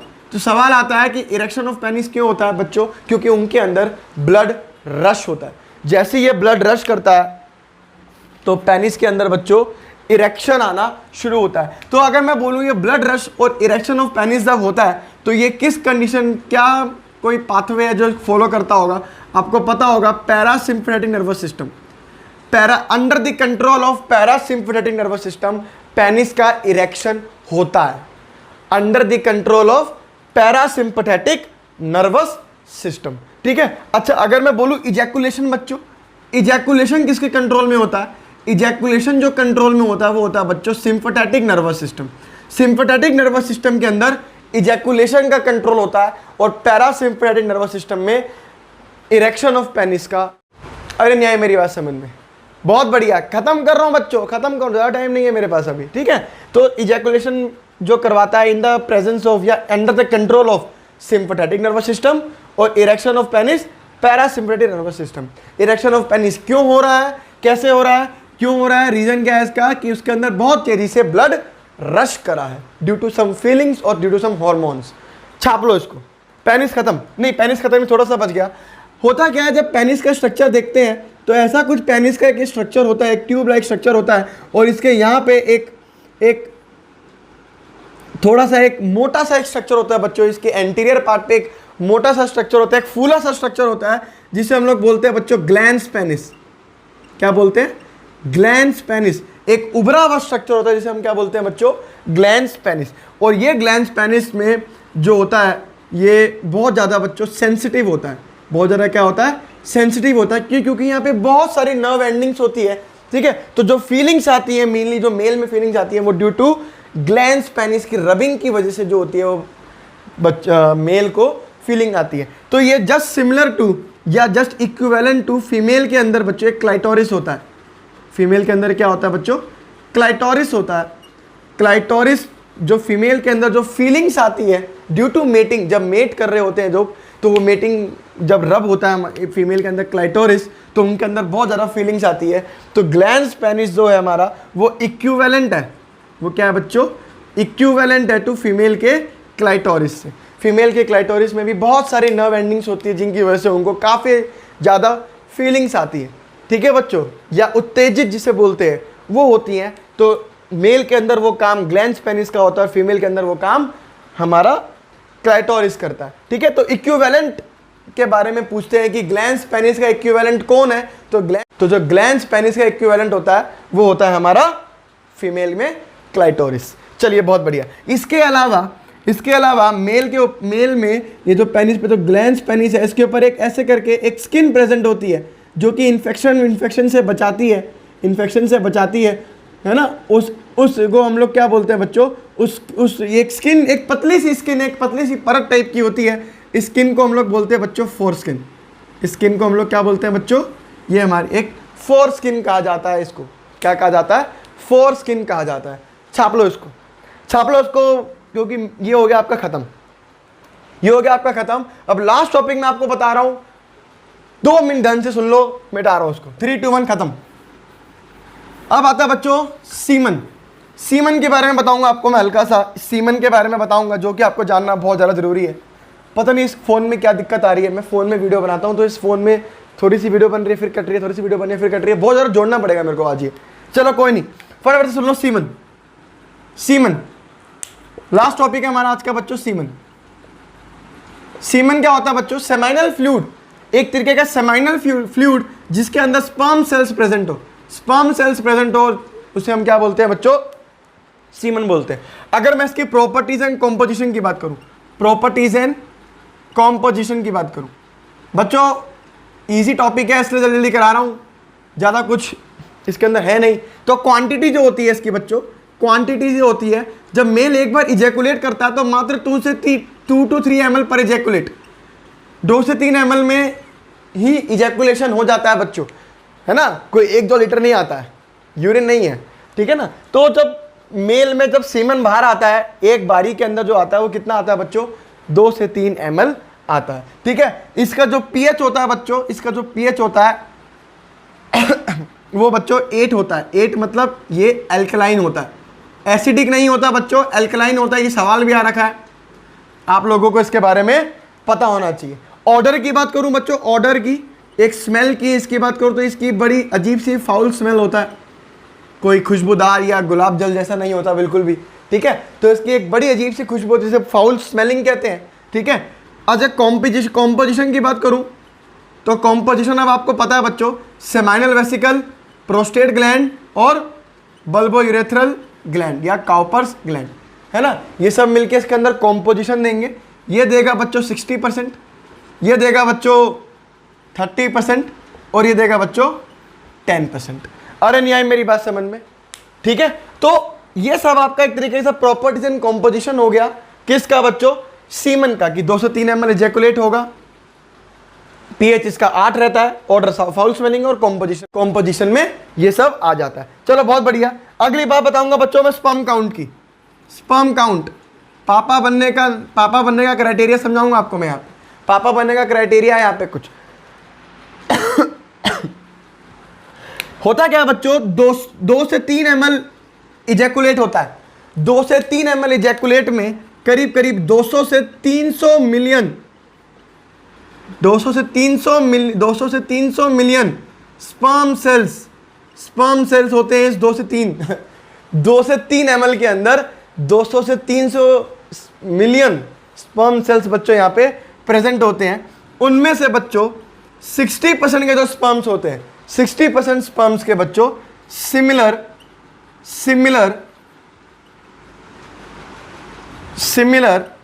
शेप एंड साइज होना चाहिए, सिमिलर शेप एंड साइज होना चाहिए। और उनमें से भी 40% के पास विगरस मोटिलिटी होनी चाहिए। क्या होनी चाहिए बच्चों? विगरस मोटिलिटी होनी चाहिए। मोटिलिटी मतलब तेज तेज दौड़ना। तो सीधी सी बात है, मैं आपको तो बताना। हाँ बच्चों, तो 60% स्टोरेज खत्म हो गई थी। 60% 2 से 3 ml जो इजैकुलेट होता है, 2 to 3 ml जो इजैकुलेट होता है, उसमें 2 से 3 ml में 200 से 300 मिलियन स्पर्म सेल्स प्रेजेंट होते हैं। उन 200 से 300 मिलियन स्पर्म सेल्स में बच्चों 60% similar shape and size sperms के होने चाहिए। और उनमें से भी 40% बहुत तेज़ी से दौड़ने चाहिए। बहुत तेज़ी से क्या करने चाहिए बच्चों? दौड़ने चाहिए। तब जाके आप पापा बन सकते हैं, तब जाके आप पापा बन सकते हैं। वरना पापा बनने आप नहीं बन पाएंगे। इवन दो आप स्पर्म रिलीज कर रहे हो, तब भी आप पापा नहीं बन पाएंगे अगर आप ये क्राइटेरिया फुलफिल नहीं करते हैं। तो अरे आई मेरी बात समझ में? अगर आप ये क्राइटेरिया फुलफिल नहीं करते हैं तो बच्चों आप पापा, मैं आप सारे लड़कों की बात कर रहा हूँ कि आप लोग पापा इस जन्म में नहीं बन पाएंगे। अरे आई कि नहीं आई मेरी बात समझ में? मिटा दूँ? अब 2-3 कुछ टर्म है वो सुन लो और ख़त्म करते हैं इस लेक्चर को। 2-3 टर्म्स है, सुन लो इस लेक्चर को, फिर ख़त्म करते हैं फटाफट से। चलो भाई, 3, 2, 1। अब आता है बच्चों कुछ टर्म्स आती हैं। उन टर्म्स में जो पहली टर्म है उसे बोलते हैं बच्चों एजूस्पर्मिया। एजूस्पर्मिया बच्चों, ए में क्या होता है? ए में होता है एब्सेंस। ए का मतलब क्या होता है बच्चों? ए का मतलब होता है एब्सेंस। ठीक है, तो इस कंडीशन में क्या होता है? ये एजूस्पर्मिया में क्या होता है कि इसमें सेमाइनल फ्लूइड तो है, जो मेल है वो सेमाइनल फ्लूइड तो सीक्रेट कर रहा है, बट विदाउट स्पर्म सेल। उसके अंदर स्पर्म सेल्स ही नहीं है। इसका मतलब जो हमारे जो एक्सेसरी ग्लैंड्स थे ना, जो एक्सेसरी ग्लैंड्स थे वही बस सिक्रीशन कर रहे हैं। उसके अलावा जो स्पर्म सेल्स जो बनने चाहिए वो बने नहीं। इस कंडीशन को हम लोग कहते हैं बच्चों एजूस्पर्मिया। नेक्स्ट है बच्चों नेक्रोस्पर्मिया। नेक्रो का मतलब होता है बच्चों मरे हुए। तो साफ सी बात है, इसके अंदर जो स्पर्म सेल्स होंगे वो डेड है। स्पर्म सेल्स क्या है बच्चों? डेड है। और लास्ट जो आता है बच्चों वो आता है बच्चों ओलिगोस्पर्मिया। बच्चों ओलिगो का मतलब होता है क्या? अमाउंट कम होना। अमाउंट कम कितना? ये ऐसी कंडीशन है जिसमें स्पर्म सेल्स जो हैं वो 20 मिलियन से भी कम है। 20 मिलियन से भी अगर स्पर्म सेल्स कम है, उस कंडीशन को हम लोग क्या कहते हैं बच्चों? ओलिगोस्पर्मिया। तो 3 मैंने आपको मतलब समझाया एजूस्पर्मिया का, जिसका मतलब होता है seminal fluid without sperm cells. अगला होता है बच्चों नेक्रोस्पर्मिया, जिसमें स्पर्म सेल्स ही मरे होते, डेड स्पर्म सेल्स होते हैं। लास्ट बताया मैंने आपको बच्चों ओलिगोस्पर्मिया में क्या होता है? जो स्पर्म सेल्स की काउंटिंग है जो 200 से 300 मिलियन होनी चाहिए, अब वो 20 मिलियन से भी कम है। आशा करता हूं आपको मेरा ये लेक्चर पसंद आया होगा। अगर बच्चों पसंद आया हो तो लाइक करो, शेयर करो एंड सब्सक्राइब करो। मिलते हैं अपने अगले लेक्चर में, तब तक के लिए ओके, बाय बाय।